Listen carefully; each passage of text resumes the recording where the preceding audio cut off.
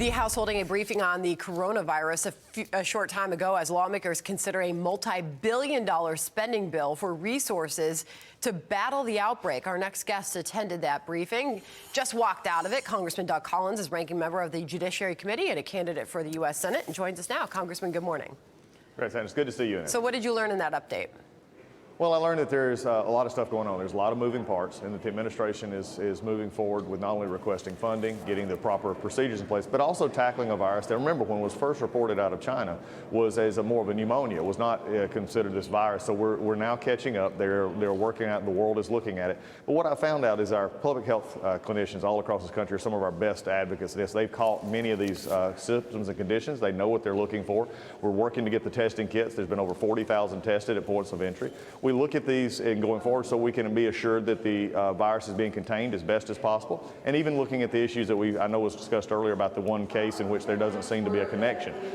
Those are things that they're looking at right now. So I think the emphasis right now is for people to be precautious. If they have symptoms, go to the doctors. The doctors are getting new protocols from CDC so that they know what to look for. And I think that's the most important thing that I can attribute to the American people right now, is that it is being looked at. Take every proper precaution and use the normal precautions that we have for health, especially in crowded places, but not to panic. I think that's the biggest thing to look at. Well, and that's what we've seen play out in markets this week. Just so much uncertainty has led to the continued sell-off that we're seeing. It looks like we're on pace for another 500-point drop at least on the opening bell this morning, Congressman. So how do you calm those fears? I mean, there are calls for unity for both sides of the aisle to tone down the rhetoric so that we can tackle this outbreak together.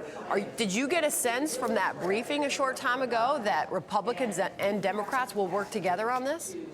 I believe we will. It's like everything else. We'll try pretty much everything else and then come together and do what's right in the end, as the old saying goes. But I think the problem is right now is there is a lot of political contention here. There is still a lot of sniping at the president. A lot of there's still the Hill is still very contentious right now. But I will say this: there was a coming together to ask very basic questions. How is the testing being done? Are we working to make sure our workers in the airports are protected? Are we working to make sure that the doctors have the information they need? And I think when we start looking at that, I think you're going to see the resources come in a very short time. You're going to see the protection.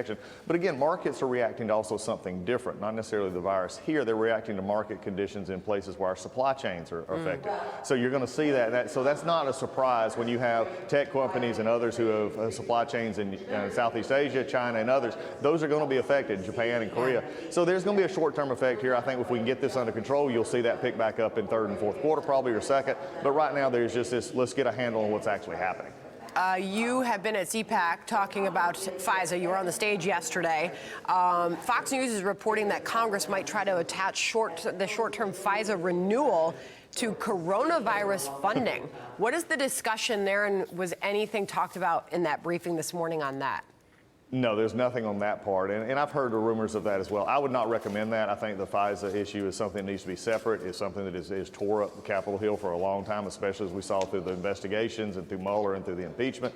Those are the kind of things that we need to deal with, because we don't ever want this to happen to not only this president, but any president. And I think the sham impeachment, everything that we saw going through that actually showed that. So that needs to be separate. My hope is they would not be put together. We'll see how that has to go forward. My hope is we'll get the coronavirus monies to where it needs to go, depoliticize, then let's depoliticize the Department of Justice and the FISA courts by working on real reforms there.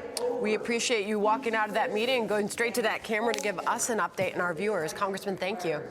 Thanks, Senator. Y'all take care.